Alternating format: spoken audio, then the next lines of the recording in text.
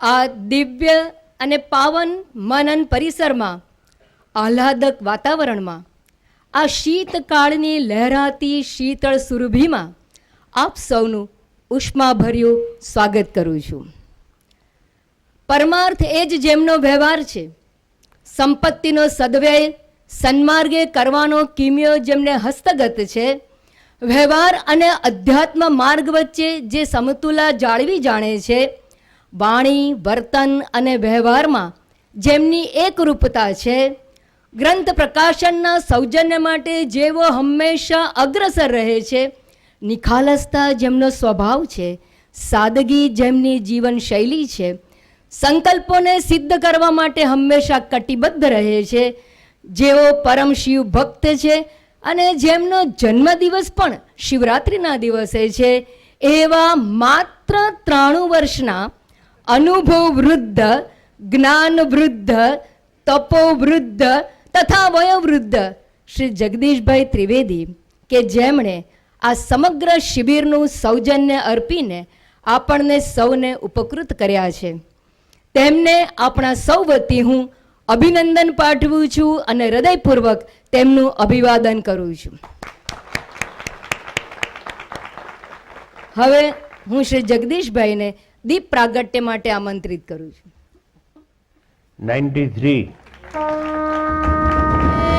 અસતો માં સદ્ગમય તમસો માં જ્યોતિર્ગમય મૃત્યુર્માં અમૃતંગમય. હવે હું શ્રી જગદીશભાઈને પ્રસંગોચિત તેમની ભાવાભિવ્યક્તિ માટે આમંત્રું છું. પરમ પૂજ્ય સ્વામીજી, પૂજ્ય માતાજી, પૂજ્ય સંન્યાસી વૃંદ, પૂજ્ય બ્રહ્મચારી વૃંદ અને સર્વ આશ્રમ પ્રેમી સાધકો, આકાશના અગણિત તારાઓમાંથી ફક્ત 10 તારાને પસંદ કરવા જેવું અઘરું કામ ભારતની વિસરાતી વિભૂતિઓ જેવા ગ્રંથનું નિર્માણ કરીને પૂજ્ય સ્વામીજીએ આપણને સૌને અચરજમાં મૂકીને વિચારવંત કર્યા છે. આજથી પૂજ્ય સ્વામીજી આપણને સૌને એમની આગવી અને અનોખી અદાથી આ પાત્રોને પુનઃજીવિત કરે ત્યારે આપ સૌને હાજર રહેવાની તક સાંભળે તે આશયથી આ શિબિરનું આયોજન થયું. તેમાં હાજર રહેવાની તક મળી તે આપણું સૌનું સદભાગ્ય છે. આ શિબિરના સૌજન્યનો મોકો મને આપવા બદલ હું પરમ પૂજ્ય સ્વામીજીનો ખૂબ ખૂબ આભારી છું.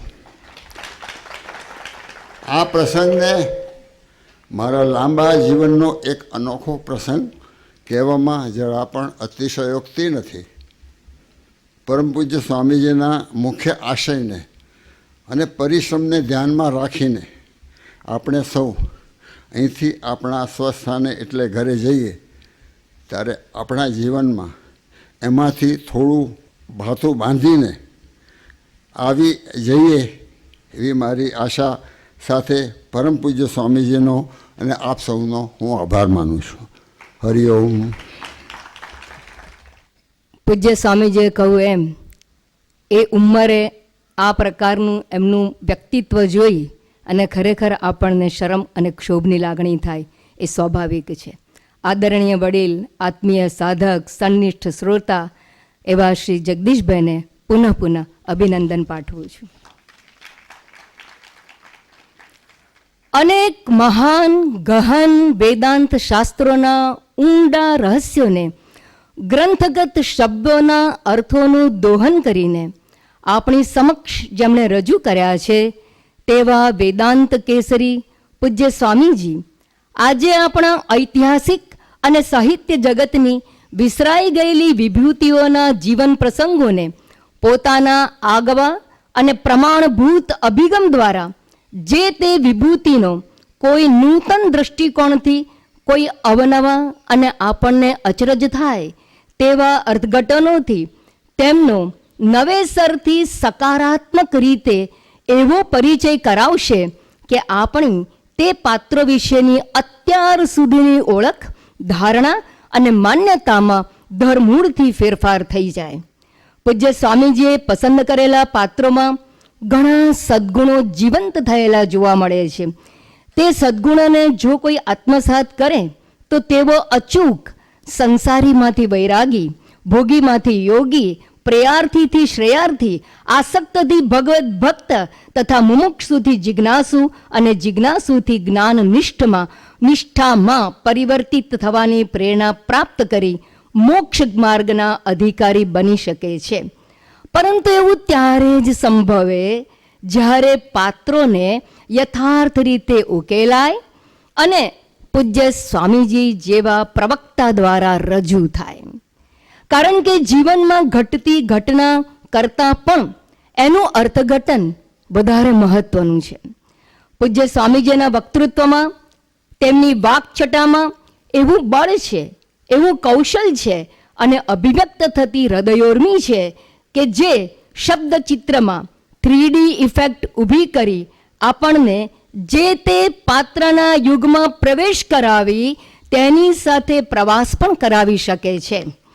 એક વ્યક્તિમાં અનેક પ્રતિભાવોનો સમન્વય જબલ્લે જોવા મળે છે. આવો અદ્ભુત સમન્વય પૂજ્ય સ્વામીજીના વ્યક્તિત્વમાં છે.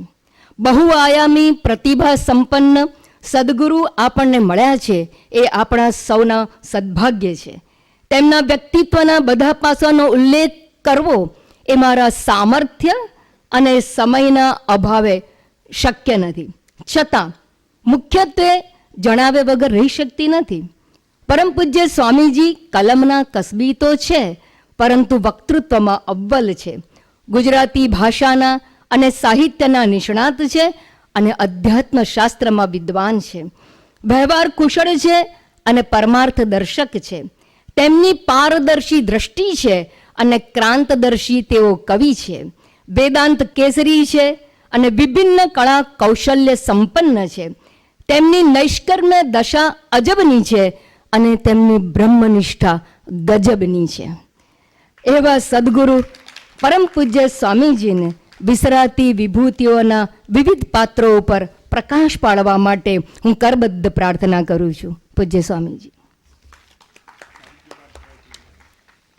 ઓમ સહના ભવતુ સહનૌ ભુનક્તુ સહ વીર્યંકરવાવહૈ તેજસ્વિનાવધીતમસ્તુ મા વિદ્વિષાવહૈ. ઓમ શાંતિ શાંતિ શાંતિ. હરિ ઓમ. શ્રી ગુરુભ્યો નમઃ. હરિ ઓમ.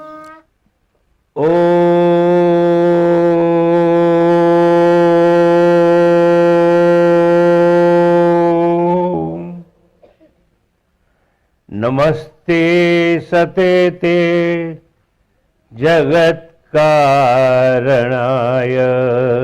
નમસ્તે સતે તે જગત્કારણાય. નમસ્તે સતે તે જગત્કારણાય. નમસ્તે ચિતે સર્વલોકા શ્રયાય. નમસ્તે ચિતે સર્વલોકાશ્રયાય. નમો દ્વૈત તત્વાય મુક્તિ પ્રદાય.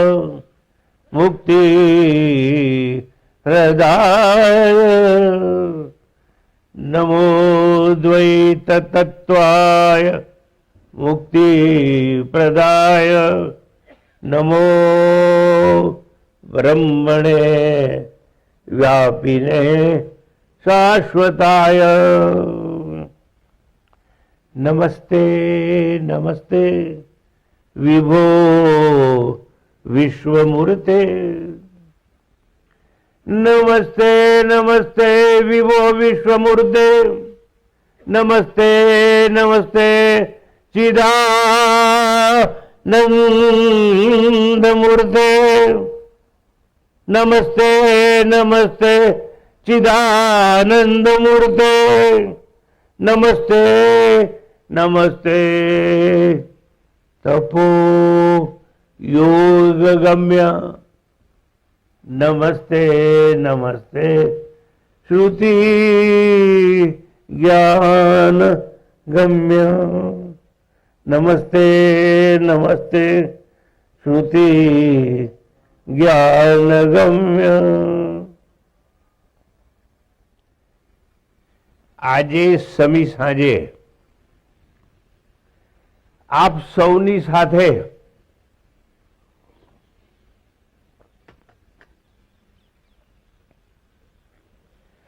ભગવાન શંકરના પાદ પ્રક્ષાલન થતા હોય તે સ્થળે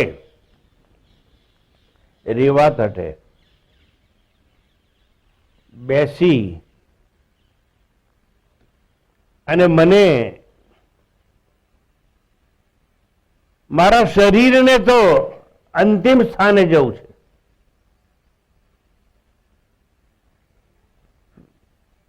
ઇન્દ્રિયો એના વિષયોને સ્પર્શ કરવાની ના પાડે છે. હવે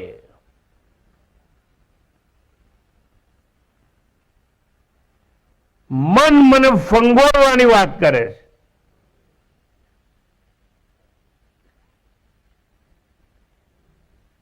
પણ એ ઇન્દ્રિયો, એ મન, એ દેહના સાક્ષી થઈ અને આજે આપની સાથે હું વાત કરી રહ્યો છું. બાકી આજે શરીર કંઈ પણ બોલવાની ના પાડે.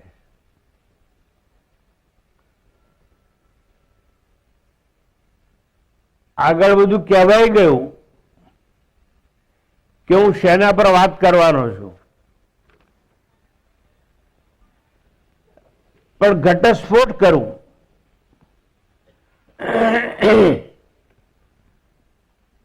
ભારત વર્ષની પ્રેરણાદાયી પ્રાચીન પ્રતિભાઓના પુણ્ય પ્રતાપે અને અર્વાચીન વૈજ્ઞાનિક યુગે પણ આપણી વૈદિક સંસ્કૃતિ ઘાયલ થઈ છતાં ટકી રહી. એમાં બે કારણ છે. એક મોટું કારણ છે ભારતીય પરંપરાનું મૂળ વેદોમાં છે. વેદ કે વેદોમાં કોઈને રસ નથી. શાસ્ત્રનું ભણતર કદાચ ક્યાંક કોઈ ખૂણામાં સંતાઈ ગયું હશે, બહાર આવી શકે તેમ નથી. તમામ શાસ્ત્રો પછી તે ભૌતિક હોય, આધ્યાત્મિક હોય, પણ સૌનું મૂળ તો વેદમાં છે.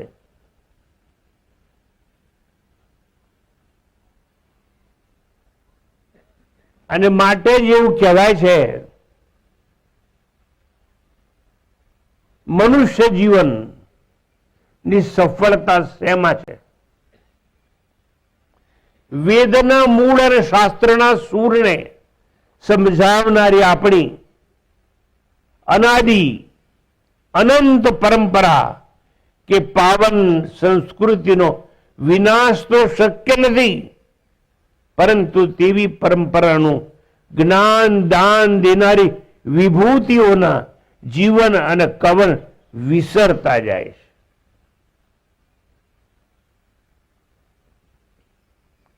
વેદોમાં જે પાત્રો આવ્યા અને જે પોતાની વાણીનો ઉચ્ચાર કર્યો, નથી વાણી સંભળાતી, નથી પાત્રો સ્મૃતિ પટ ઉપર આવતા, વિસરાતા ચાલ્યા જાય. તેવી મારી અલ્પમતીને મને એમ કહ્યું કે કંઈક આવું કરો કે ભારતની મહાન વિભૂતિઓ છે એના વિસરાતા પાત્રોના અંશ તો ટકી જાય. માટે આપણી વૈદિક સંસ્કૃતિના ગુણગાન ગાતા હું આનંદ અનુભવું છું. મારે જ કહેવું પડે છે તેવું નહીં. શ્રી કૃષ્ણને પણ આ જ વાત કહેવી પડી હતી.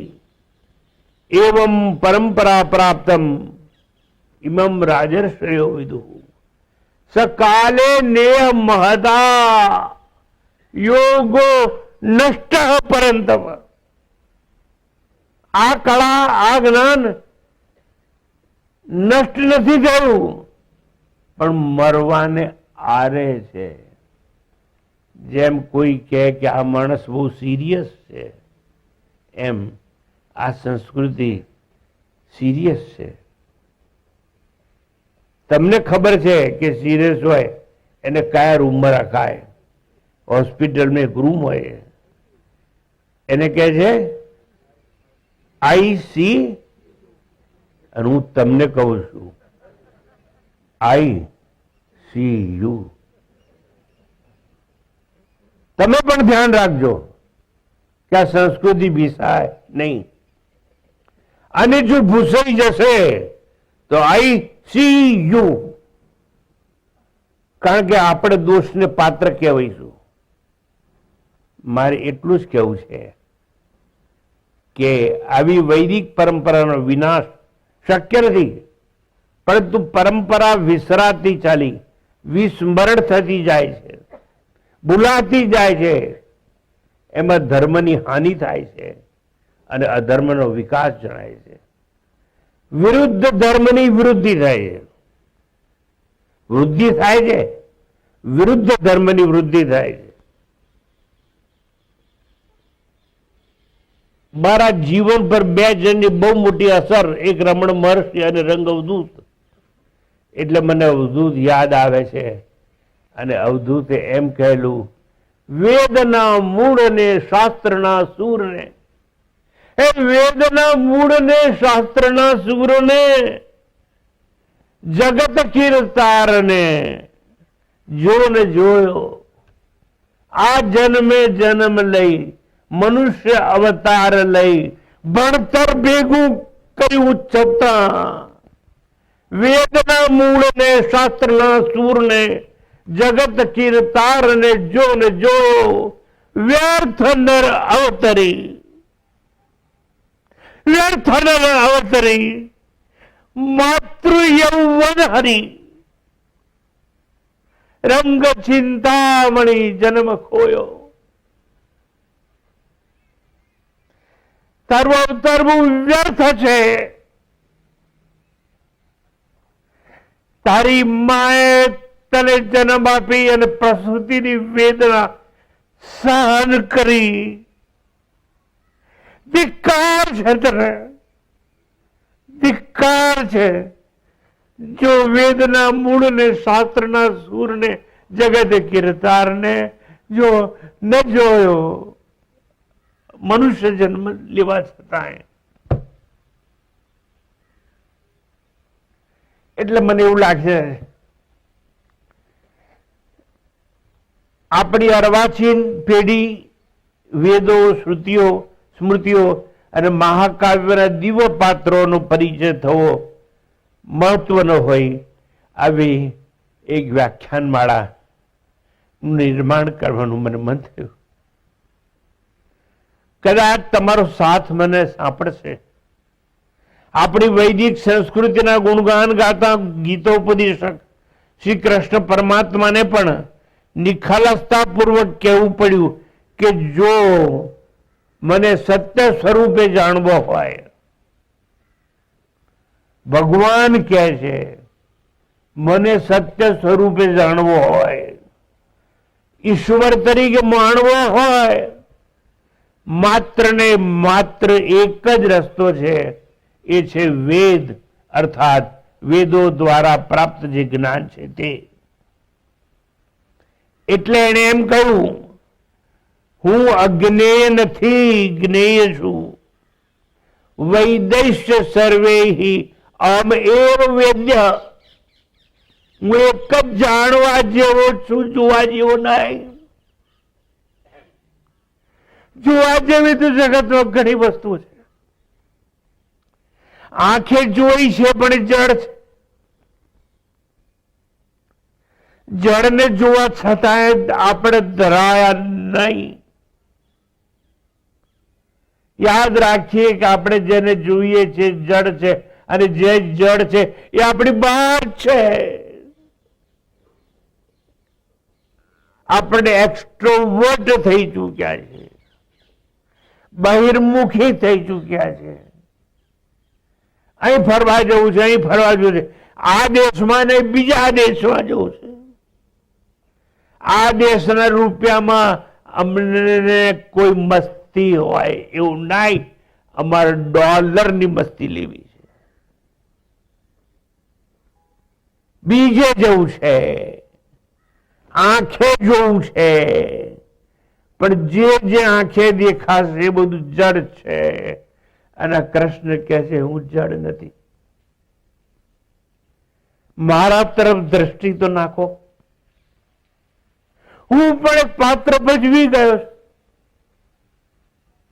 અવતારી થઈને આવી ચૂકેલો છું, પણ પાત્ર ભજવવા નિમિત્ત બનીને આવ્યો તો હું.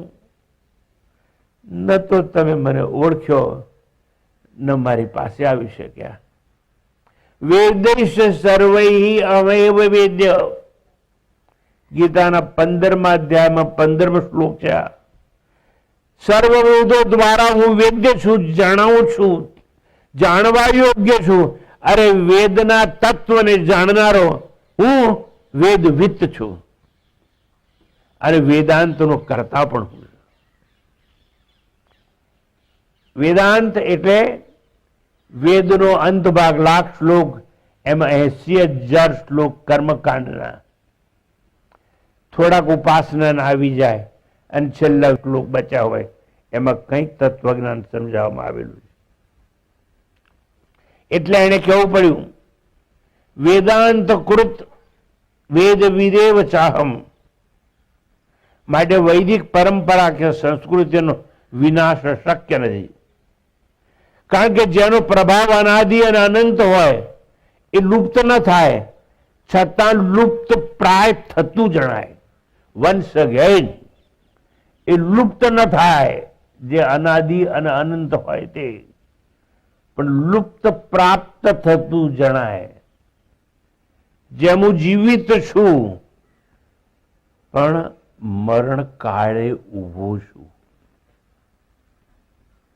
હું મરતો મરતો જીવું છું, મર્યો નથી. પણ એ જ આપણા વેદોની, આપણા શાસ્ત્રોની આજ દશા છે. વૈદિક સંસ્કૃતિના ઉદ્ઘોષકો માનવતાના ઉર્ધ્વીકરણમાં, આંતરિક વિકાસમાં, નવી પેઢીના ઉત્થાનમાં સ્વધર્મનો ઉપદેશ દેનારી વિભૂતિઓ અર્વાચીન યુગે વિસરાતી જાય છે. એમાં આધુનિક શિક્ષણ પદ્ધતિ એકલી જ જવાબદાર નથી. અંગ્રેજી માધ્યમનું આપણા પર એક આક્રમણ થયું. અંગ્રેજી માધ્યમનું આપણા પર એક આક્રમણ થયું, અને એ આક્રમણ થોડા ઘણા અંશે પણ જવાબદાર છે. નહીતર આપણી સંસ્કૃતિ ભૂસાઈ ગઈ ન હોત. આવડો મોટો ભારત દેશ, ચીનની બરાબર જેની સંખ્યા આવે, એમાં એક જ ગામ એવું છે કે જે ગામમાં રેલવેમાં ઉતરો એટલે પોર્ટર તમારો સામાન ઉચકનારો આવે અને તમને સંસ્કૃતમાં પૂછે એ કે 2 બેગ લઈ લઉં, બધો સામાન લઉં. ઉત્તર ભારતમાંથી ખલાસ થઈ ગયા સંસ્કૃતિ. સંસ્કૃતમાં આખું ગામ બોલતું હોય એવું એક ગામ ભારતમાં છે. કયું ગામ છે? મુત્તુર ગામ કરીને છે. આક્રમણો બધા ઉત્તરથી થયા. ઉત્તરના મંદિરો તૂટતા ગયા અને મસ્જિદો બંધાતી ગઈ. ભારતનો છેલ્લો ભાગ દક્ષિણ ભારત કહેવાય એ થોડું બચી ગયું. એમાં એક ગામ એવું છે કે જ્યાં તમારે દુકાનમાં ખાવાનું લેવા જવું હોય, સંસ્કૃત આવડતું હોય તો જ તમે બોલી શકો. પેલો માણસ સંસ્કૃતમાં જવાબ આપશે.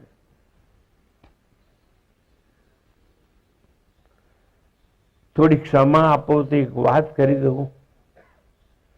મને જો કોઈ ઇંગ્લેન્ડની ટિકિટ આપે અને જો ઇંગ્લેન્ડ જવું તો પહેલા જ હું ઇંગ્લેન્ડની અંદર એરપોર્ટ પર જેવું ઉતરું એવું બૂટ પોલિશ વાળાની શોધ કરું કે લે મારા બૂટ સાફ કર. કેમ?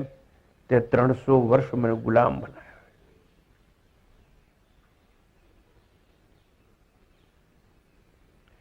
એટલે મારું કહેવું એ છે, આપણે તો ગુનેગાર છીએ જ, પણ અંગ્રેજી ભાષાનું આક્રમણ અને અંગ્રેજી આવડે એ જ મોટો ગણાય, એ જ સારો ગણાય, એ જ શ્રેષ્ઠ ગણાય. આજે પણ લોકસભામાં અંગ્રેજી બોલનારા એટલા બધા હોય છે કે બીજા બધા ફાંફા મારતા હોય છે. ચૂંટાઈને આવેલા સમજ નથી પડતી એ લોકોને. ટ્રાન્સલેશન કરવું પડે. આમ ભારતીય સંસ્કૃતિ પર વર્તમાને ધરતીકંપ જેવો આઘાત લાગ્યો છે. સુનામી જેવું તોફાન આવ્યું છે. મારી સંસ્કૃતિને પૂછવા સુનામી જેવું તોફાન આવી ગયું છે. વિસ્મરણનો વંટોળ આવ્યો છે. માટે મહદઅંશે નવી પેઢીને નુકસાન છે. સાધક વર્ગ અને મુમુક્ષુઓને તો પ્રેરણા પંથ નષ્ટ થતો જણાય છે. માટે યુવાનોને નવી દિશા ચીંધવા, વિદ્યાર્થીને પ્રેરણા પ્રદાન કરવા, સાધકો અને મુમુક્ષુઓને તિતિક્ષાપૂર્વક અભયતા અને અમરતાના દિશા સૂચક ચિહ્નો ઓળંગતા વળથંભી આગે કૂચ કરવા પ્રેરણા મળે તે શુભ આશયથી આ મારો નાનો નમ્ર પ્રયાસ છે કે આપણી ભૂતકાળની વિભૂતિઓ વિસરાય એ પહેલા આપણે એનું સ્મરણ કરી લઈએ. હું એવી તમામ વિભૂતિઓની નમ્ર ભાવે હૃદયથી શબ્દથી આજે આરતી ઉતારું છું. ભારતની દિવ્ય સંસ્કૃતિની નાની સેવા કરી મારું ઋણ ચૂકવી શકું એવા એક હેતુ માટે મેં આજે આવા એક વિષયની પસંદગી કરી છે. મેં મારી કલમને કાગળ સાથે આલિંગન કરવાની છૂટ આપી છે. હે મારી કલમ, તું કાગળ સાથે આલિંગન કર, જેથી કરીને સમાજ કંઈક સમજી શકે. હું ઇતિહાસકાર નથી, તેથી કોઈ પાત્રને સમજાવતા મારો દોષ અભિવ્યક્ત થઈ જાય તો આપ સુગ્ન શ્રોતાઓ હૃદયથી મને ક્ષમા આપશો એવી અભિલાષા સાથે મારી વાતને હું આગળ વધારવાનો નમ્ર પ્રયાસ કરી રહ્યો છું. મહાનુભાવો, મને પોતાના દરિયાલ દિલથી ક્ષમાનું પાત્ર સમજે એ જ મારી આપ સૌને નમ્ર પ્રાર્થના છે. હું જે ભૂતકાળના પાત્રોની વાત કરીશ અને કરવાનો છું, કરવું એ પહેલા એક વાત મારે કરવી છે. ધારો કે હું આજે આ ભારતની અંદર બે મહાકાવ્ય એટલે રામાયણ અને મહાભારત આપણા ઉદ્ધાર માટે છે, અને 4 મહાવાક્યો છે એ આપણા સાક્ષાત્કાર માટે છે. 4 ને 2 6 માંથી કંઈ પણ સમજાય તો માનવ દેવ સફળ થાય એવું મને લાગે છે.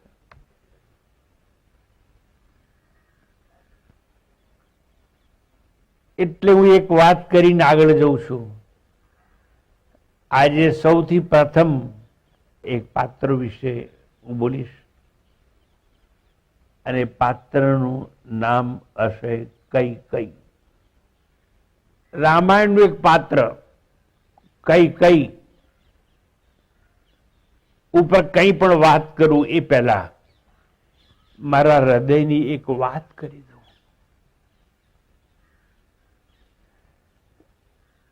મનુષ્ય દેહ પરમાત્માએ મને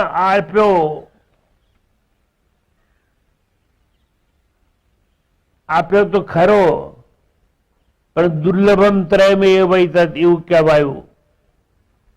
મનુષ્યત્વમ મુમુક્ષુત્વમ મહાપુરુષ સંશ્રય. દેવાનુગ્રહ હેતુકમ એ મુખ્ય વાત. કોઈ દેવની કૃપાથી મને આ દેહ મળ્યો, અને દેહ મળ્યો ને છતાં જો આ દેહ મળ્યો છતાં જો,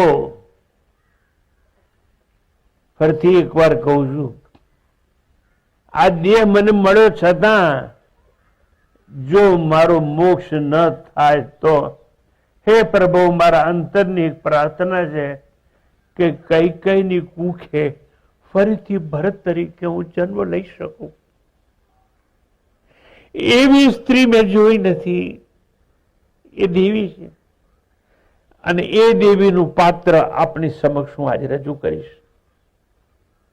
આ વાત એટલા માટે કરી કે જેમ મહાત્મા ગાંધીએ કહ્યું હતું કે ઈશાવાસ્ય ઉપનિષદ આખી સૃષ્ટિ સળગી જાય અને છતાં ઈશાવાસ્ય ઉપનિષદ એક બચી જાય, અને એમાંનો એક જ શ્લોક જો બચી જાય, ઈશાવાસ્યમ ઇદમ સર્વમ, તો આખી સૃષ્ટિનો પુનઃ ઉદ્ધાર થઈ શકે તેમ છે. એવું કહેલું એટલે મારે કહેવું પડ્યું, હું કઈ કઈની કુખે જન્મ લેવા તૈયાર છું, જો મને મોક્ષ ન મળે તો. અને એ કઈ કઈની વાત આજે હું તમને કહું છું. આપ સૌ સુગ્ન શ્રોતાઓ છો.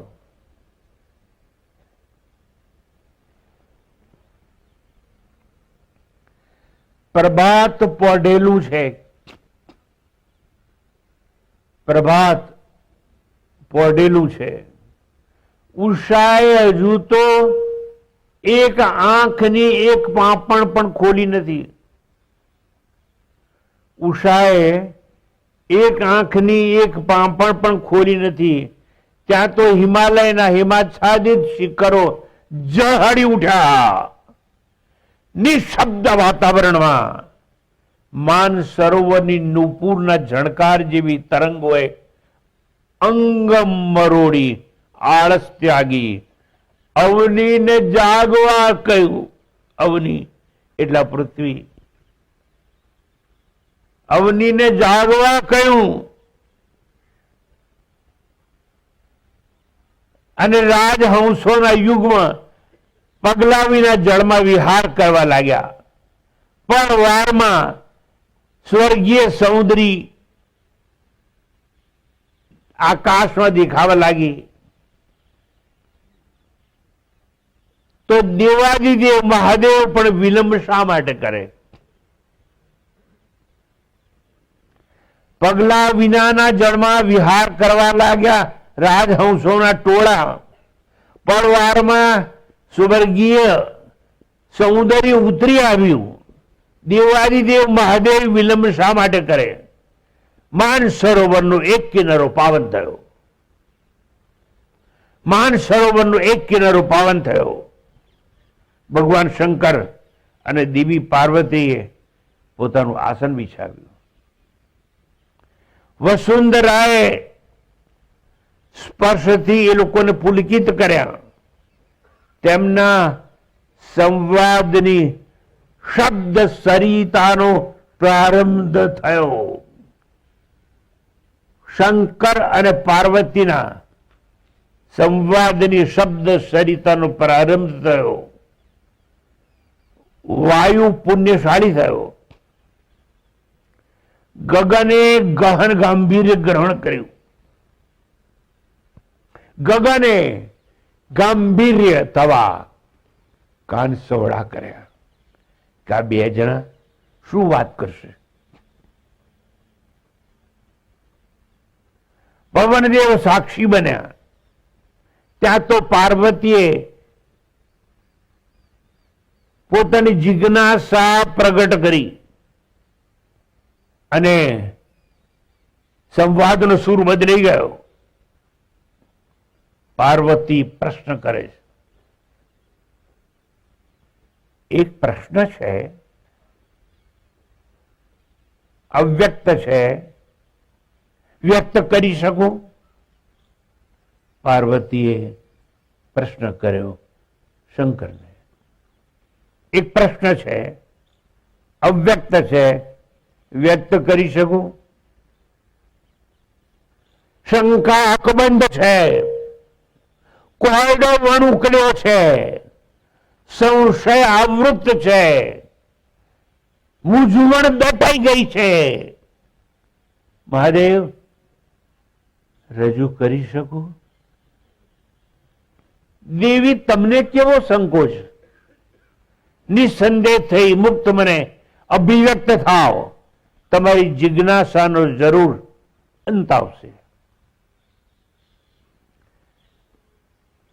દેવી પાર્વતીના મુખમાંથી શબ્દો સરી પડ્યા. રામાવતારનું કારણ શું? રામા અવતારનું કારણ શું? પ્રશ્ન પાર્વતીનો છે, પણ તમારી સમજ માટે. તમારો અને મારો જન્મ હોય, અને જન્મ હોય એટલે તમારું અને મારું મૃત્યુ હોય. ઈશ્વર છે એનો જન્મ ના હોય એટલે એનું મૃત્યુ ના હોય. એટલે એનો અવતાર કહેવાય. એ આવે અને મરે નહીં, એ અંતર ધ્યાન થઈ જાય. અવતાર શા માટે આવે? કોઈ વિશિષ્ટ કાર્ય કે પ્રયોજન હોય, આ ધરાવ પર તો આવે. વિશિષ્ટ કાર્ય માટે આવે, અને એ કાર્ય પૂરું થઈ જાય એટલે અંતર્ધાન થાય. ફરીથી કહું છું, મહાભારતમાં ગીતાનો ઉપદેશ અપાઈ ગયો. હવે કૃષ્ણને રહેવાની જરૂર નથી, એટલે સૌરાષ્ટ્રની ધરતી પર ભાલકા તીર્થ પાસે એક વૃક્ષ નીચે બેઠા છે, અને એવી વાર્તાઓ આવે. એક ભીલ આવે છે, અને ભીલે તીર માર્યું અને કૃષ્ણ ભગવાનનું મૃત્યુ થયું. એ તમને સમજાવવા માટે બધું. પણ ભગવાન અંતર્ધાન થાય, આવે નહીં, અવતરે. આ પાર્વતીના પ્રશ્નની છણાવટ કરું તમારી આગળ હું. તો રામાવતારનું કારણ શું? કોઈ હેતુ જરૂર તો હશે ને, જેથી ભગવાન શ્રી હરિને મનુષ્ય દેહ રામ બનવું પડ્યું. એટલે ભગવાન વિષ્ણુ છે ને, એ નિરાકાર છે, અદેહી છે, છતાં દેહ ધારણ કરવો પડ્યો. દેહ ધારણ કરવો પડે એટલું જ નહીં, પણ એક વિશિષ્ટ કાર્ય માટે આવવું પડ્યું. અનામી છે, એને નામ ધારણ કરવું પડ્યું, રામ. તમે તો કદાચ ઝડપથી બોલી શકતા હશો, મને મૂંઝવણ થાય છે.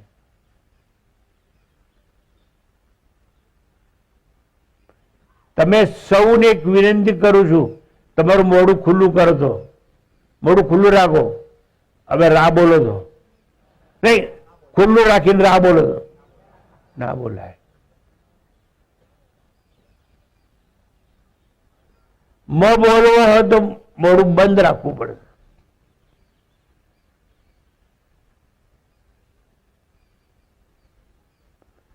હા બોલવા માટે મોઢું ખુલ્લું રાખવું પડે, મ બોલવા માટે બંધ રાખવું પડે. જ્યારે મોઢું બંધ થઈ જશે, ત્યારે જ્યારે મોઢું ખુલ્લું હતું ત્યારે અવિદ્યા બહાર ચાલી જાય છે અને બચે છે, અને વિદ્યા કહેવાય છે. એટલે રામ મ બોલતાની સાથે એ મોઢું બંધ થઈ જાય અને વિદ્યા બચી જાય.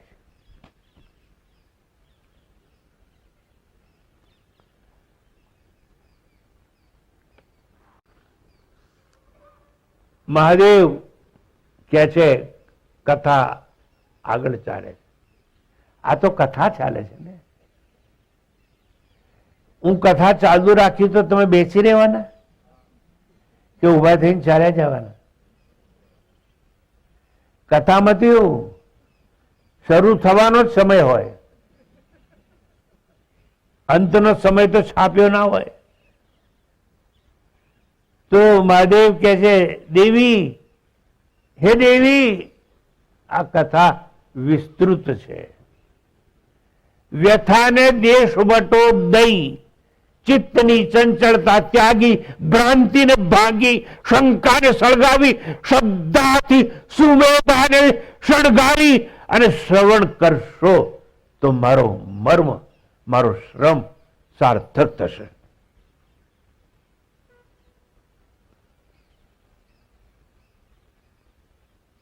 હું શ્રમ લઉં છું તમને સમજાવવા માટે. મારી અવ્યક્ત વ્યથાને અભિવ્યક્ત કરું છું. હે દેવી પાર્વતી, આ કથા વિસ્તૃત છે, પણ વ્યથાને તું દેશ બટો દઈ દે, તારી ચિત્તની ચંચળતાને ત્યાગી દે.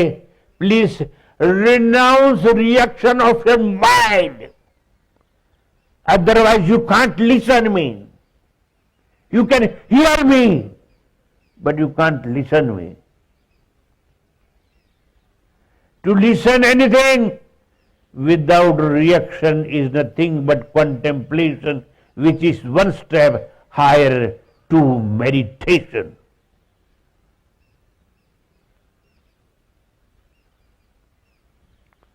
વ્યથાને દેશ બટો દઈ, ચિત્તની ચંચળતા ત્યાગી, ભ્રાંતિને ભાગી નાખ. તો અનેક ભ્રાંતિ લઈને આવ્યો છે કે ભગવાન તો આવા હોય ને આવા હોય ને આવા હોય, એ જન્મે ને એ મરે ને અમે પાયણામાં ઝુલાઈએ ને હિંચકા નાખીએ ને. એ ભગવાનના મંદિરો બનાવીને પછી પ્રદક્ષિણા કરીએ. તું ભ્રાંતિમાં છે કે તું ભોગ ધરાવે ને પેલો ખાય. એ તો તને જે ભાવતું હોય એ તું ધરાવે છે, એ જ બનાવે છે મૂર્ખ. વન્સ અગેન,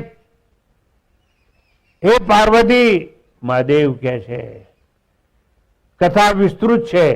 વ્યથાને દેશ વટો દઈ દે, ચિત્તની ચંચળતા ત્યાગી દે, ભ્રાંતિને ભાંગી દે, શંકાને સળગાવી દે અને શ્રદ્ધાથી સુમેધાને શણગારી દે. સુમેધા એટલે બુદ્ધિ, બુદ્ધિને શણગારી દે. સાક્ષાત્કાર તો સૂક્ષ્મ બુદ્ધિથી થાય. શંકાને સળગાવવાથી થાય.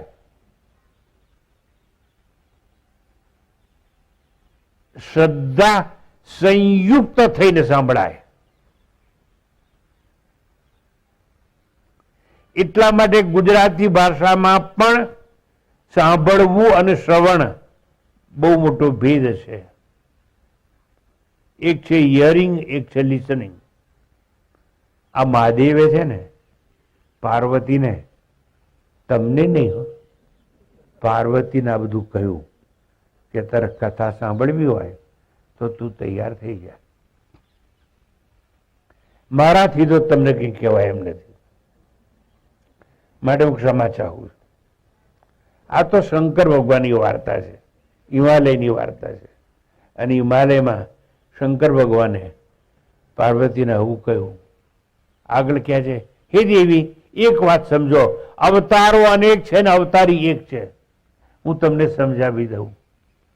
અવતારો અનેક હોય, અવતારી એક જ હોય. એક જ અવતારી એટલે ઈશ્વર જેને કહેવાય. ધારે ત્યારે આવી શકે. ભગવાન કૃષ્ણએ એક જ કારણ આપ્યું છે કે જ્યારે અધર્મની વૃદ્ધિ થશે ને ધર્મની હાનિ થશે ત્યારે હું આવીશ. ધર્મ સંસ્થાપનાર્થાય સંભવામી યુગે યુગે. પણ હું કહું, એક નહીં, અનેક અનેક જુદા જુદા કારણ હોય ત્યારે અવતારી આવે.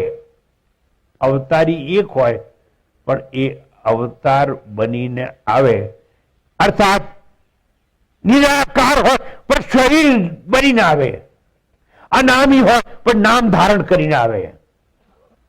એ કરતા નથી પણ કોઈ કર્મનો સંદેશ લઈને આવે અને પોતાનું કર્તવ્ય બજાવે. ઈશ્વર તો માત્ર એક જ છે, જેને અવતારો અનેક કહેવાય, અર્થાત મુખ્ય 24 અવતારો છે. અવતાર એટલે જે જન્મે નહીં. જ્યારે મનુષ્યનો જન્મ 2 કારણોથી થાય છે. આપણો જન્મ 2 કારણથી થાય. તમે સુખી છો, હા, તો તમારા કર્મનું કારણ.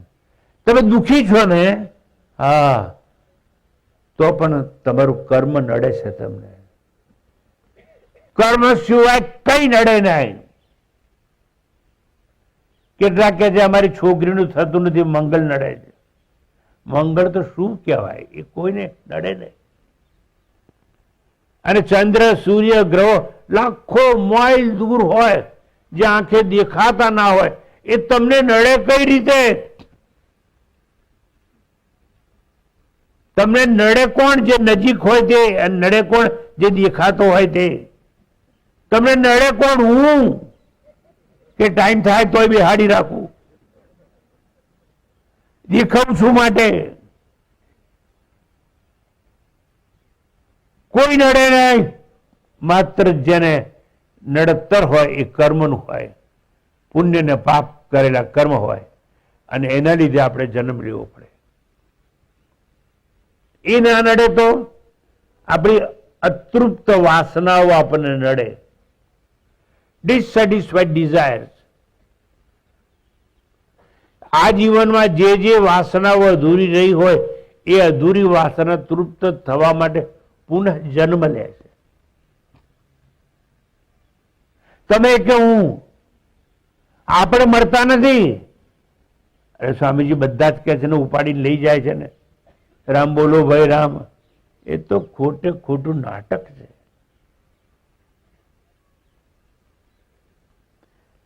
શરીર મરે ત્યારે તમે તો વાસનાઓ લઈને ચાલ્યા જાઓ છો, જેને જીવાત્મા કહેવાય.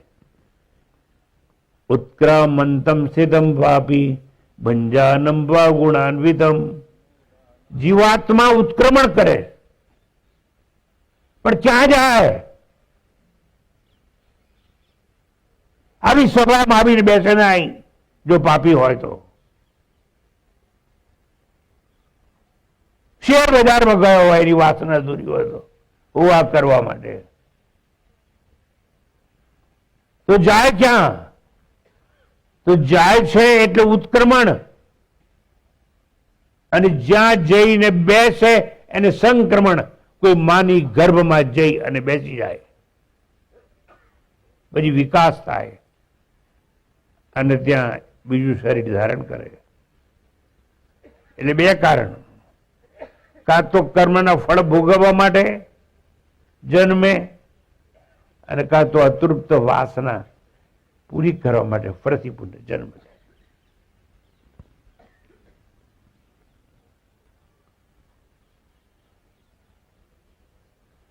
અને એટલા જ માટે કહેવાયું કે વાસનાઓને ત્યાગી દો. પ્રજહાતિ યદા કામાન સર્વાન પાર્થ મનોગતાન, તો સ્થિત પ્રજ્ઞ થવાશે. અને એટલા જ માટે કહેવાયું વાસના પ્રક્ષયો મોક્ષ. મોક્ષ જોઈએ છે, હા. મુક્તિ જોઈએ છે, હા. You want liberation? યસ.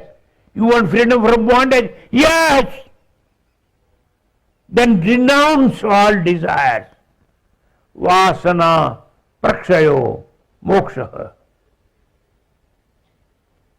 જીવાત્મા કર્મ કરે, કારણ કે જીવાત્મા જ કરતા ને ભોગતા છે.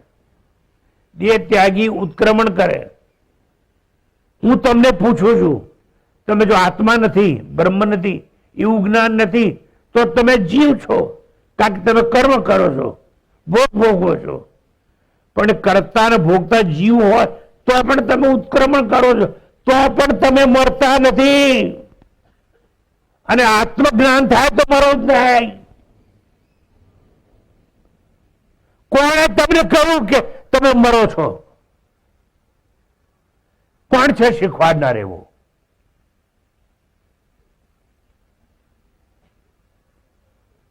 સ્વામીજી, અમને શીખવાડનાર તો કોઈ નથી, પણ એમ કે અમે મોરીએ જ છીએ ને, આ બધા ઉપાડીને જાય છે જ ને, અને જે ઉપાડીને જાય ને કોઈને પૂછે શું છે તો કે નનામી જાય છે, અને રામ બોલો ભાઈ રામ બોલાય છે. અમે અમર છીએ એવું અમે કેવી રીતે સમજીએ? અમને કંઈ દેખાતું તો નથી. બેટા અહીંયા આવ. આ ડાળ ઉપર કોણ બેઠું છે? તો કે પોપટ બેઠો છે. તાળી પાડ, તાળી પાડ. ગયો ઉડીને, ઉડીને ગયો, ઉડીને ગયો. ક્યાં ગયો? સ્વામીજી, હવે પેલા ઝાડ પર બેસી ગયો. બેટા મને એવું કહે ને, અહીંયા હતો અને ત્યાં ગયો. વચ્ચે કોઈ પગલા દેખાય છે? નો, there is no footprints. એટલે ફૂટપ્રિન્ટ્સ નથી એટલે નથી ઉડ્યો. ઉડ્યો તો છે, યાત્રા તો છે, પણ તમને દેખાતી નથી. એમ જીવાત્મા આ શરીર છોડી નવી માના ગર્ભમાં પ્રવેશ કર્યો. there is no footprints. ત્યાં પગલા દેખાય નહીં. એટલે ઉત્કર્મણ અને સંકર્મણ નથી એવું નહીં. સમજ?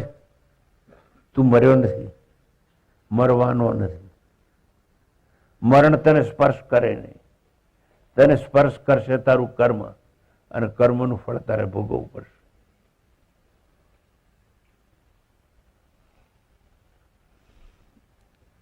પહેલા આપણા શાસ્ત્રોને ડોક્ટરે નતું સ્વીકાર્યું,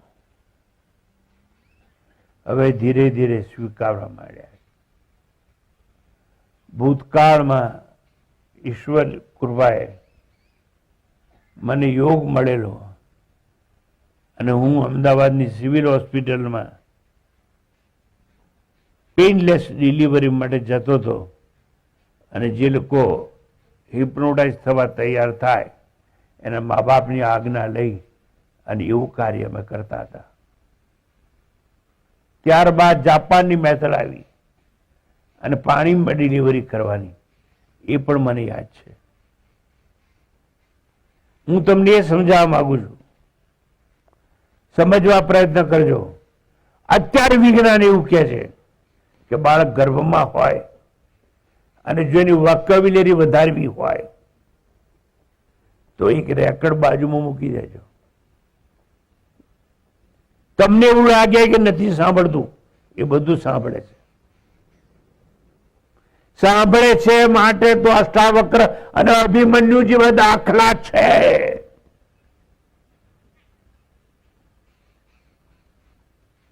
હું પણ સલાહ આપું, જો કોઈ માગે તો, કે કોઈ ગર્ભવતી સ્ત્રી હોય અને પહેલા મહિનાથી જ તમારે સારા ભજનો મૂકી દેવાના. બાળક લાગે નથી સાંભળતું, સાંભળે છે, બોલી શકતું નથી, કે વોકલ કોર્ડ જન્મ્યા પછી પણ તૈયાર ના થાય. Sound box is not ready, but he is trying his best. શેના માટે? કે એને જે સંભળાયું છે બોલવા માટે, પણ એ ટ્રાય કરે છે પણ તમને ખબર નથી પડતી, વિચ ઇઝ નોન એઝ ગર્ગલિંગ. અને બાળક નાનું હોય ત્યારે પણ જ્યારે સાઉન્ડ બોક્સ તૈયાર થાય ત્યારે એ બોલવા માંડે. મારે એટલું જ સમજાવવું છે, તમને સમજાવું છે. શાસ્ત્રોમાં જે હતું ને એ લોકો ન માન્યું, વિજ્ઞાન આજે માનવા બેઠું. કઈ વાંધો નહીં. મારે તો તમને એટલું જ સમજાવવું છે કે કોઈ મરતું નથી એમ તમે પણ મરતા નથી.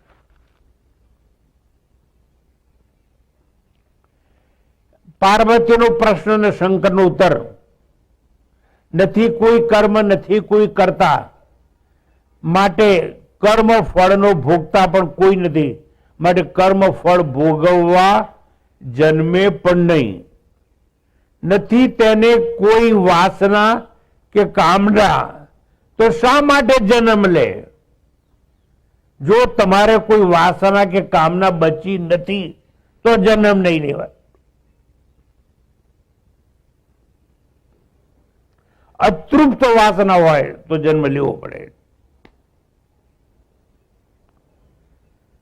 શાંકર ભાષ્ય એટલે આદિ શંકરાચાર્ય, ઈશ્વરને નથી પ્રારબ્ધ કે નથી પૂર્ણ થતા મરવું પડે, કારણ કે ઈશ્વર કે શ્રી હરિ જન્મ મૃત્યુ મુક્ત છે, છતાં ઈશ્વર ભિન્ન ભિન્ન સમયે ભિન્ન વિભિન્ન આકાર દેહ યોની સાથે અવતરે છે, એટલે પ્રગટ થાય છે. તમને સાક્ષાત્કાર થતો નથી. કેમ? કર્મમાં કઈ ભૂલ છે? યોગમાં ખોટા મંત્રો બોલો છો? ના, તો કેમ સાક્ષાત્કાર થતો નથી?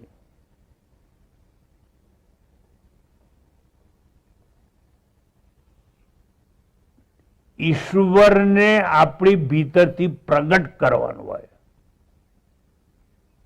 તમને પ્રગટ કરતા આવડતો નથી. અંદર છે. સ્વામીને કેવી રીતે સમજાય? તમારી પોકળ ભ્રામકો વાતો, મારી પોકળ ભ્રામક ગાડા જેવી મૂર્ખામી જેવી વાતો એવી રીતે સમજાય કે એક ગોટલી નાખો અને આંબો પ્રગટે છે, એક લીંબોડી નાખો અને લીંબડો પ્રગટે છે, એક ટેટો નાખો અને વડલો પ્રગટે છે. તમારી ભીતર છે ભગવાન, એને પ્રગટાવતા શીખો. આ પાર્વતીને બધું કહેવામાં આવ્યું, તમને નહીં. કારણ કે પાર્વતીનો પ્રશ્ન છે કે આ રામ આયા કેમ?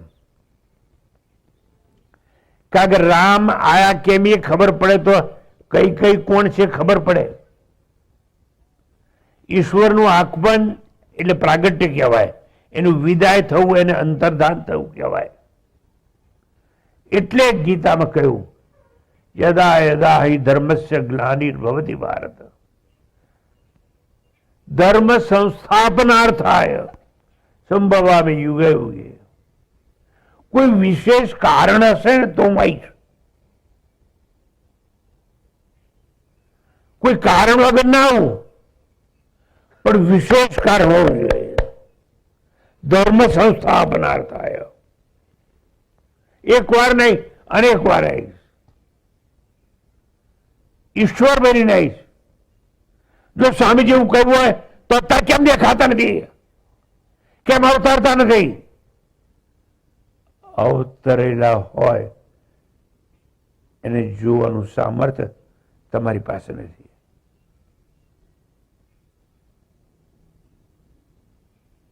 અવતરેલા હોય એને જોવા માટેની દ્રષ્ટિ તમારી પાસે નથી. સૃષ્ટિ તમારી પાસે છે. તમારી માતાએ જન્મ આપીને તમને સૃષ્ટિ આપી. ઉપનિષદ એક છે જે દ્રષ્ટિ આપે છે, એટલે એને મધર શ્રુતિ કહેવામાં આવે છે. ટૂંકાણમાં મારે એટલું જ સમજાવવું છે કે જો ભગવાને વચન આપ્યું હોય ધર્મ સંસ્થાપનાર્થાય સંભવામિ યુગે યુગે, તો દેખાતા કેમ નથી? દેખાય નહીં. ઈશ્વર દેખાય નહીં. લીંબોડી નાખ્યો લીમડો થાય તો પહેલી લીંબોડી દેખાય નહીં, કારણ કે લીંબોડી જ મૂળ બની, લીંબોડી જ થડ બની, પાંદડા બની, બધું જ એ બની ગઈ. હવે એ દેખાય નહીં. ઈશ્વર દેખાય નહીં. એ જ સૂર્ય બન્યો, એ જ ચંદ્ર બન્યો, એ જ સાગર બન્યો, એ જ સરિતા બન્યો. બધું જ જો એ બની ગયો હોય તો દેખાય નહીં. પહેલી લીંબોડીને જોવી હોય તો પહેલા લીમડાના દર્શન કરવા પડે. પહેલા વડલાને જોવો હોય તો પહેલા ટેટાના દર્શન કરવા પડે. યાદ રાખવાનું, એક વિશિષ્ટ કાર્ય માટે આવે. એક દાખલો આપું જે તમે માનવાના નથી, સ્વીકારવાના નથી, ઉઠાઈ ફેંકી દેવાના છે. ધારો કે તમે મંદિરમાં જાઓ છો અને દીપક પ્રગટ કરો છો અને ભગવાનને પ્રાર્થના કરો છો કે ભગવાન અજ્ઞાની છું, મને આશીર્વાદ આપો, મારું અજ્ઞાન દૂર કર, મારું અજ્ઞાન દૂર કર, મારું અજ્ઞાન દૂર કર, મારું અજ્ઞાન દૂર કર, મારું અજ્ઞાન દૂર કર. એક દિવસ ભગવાને તમને કહ્યું તથાસ્તુ. પણ ઈશ્વર છે ને એ તો નિરાકાર છે, એ કેવી રીતે આવે? એટલે ઈશ્વરે તમારું અજ્ઞાન દૂર કરવા માટે કોઈ ગુરુનું રૂપ લેવું પડે, મનુષ્ય બનવું પડે, એક નામ ધારણ કરવું પડે અને એવી રીતે આવે તમારું અજ્ઞાન દૂર કરવા. પણ તમે ઓળખી ન શકો એવું બની શકે. એટલે પાર્વતીનો પ્રશ્ન છે, રામ આયા કેમ? તો કે અવતારી પુરુષ છે, કોઈ અવતાર લઈને આયા છે, અમુક જગાએ જ આયા છે, બીજે નહીં. અમુક નામ ધારણ કરીને આયા છે, અમુક એને વિશિષ્ટ કામ સોંપવામાં આવ્યું છે ઈશ્વર તરફથી કે તું અવતારી બનીને જા અને રાવણનો સંહાર કર. અને એ સિવાય ઘણા બધા કાર્યો એને સોંપવામાં આવ્યા છે.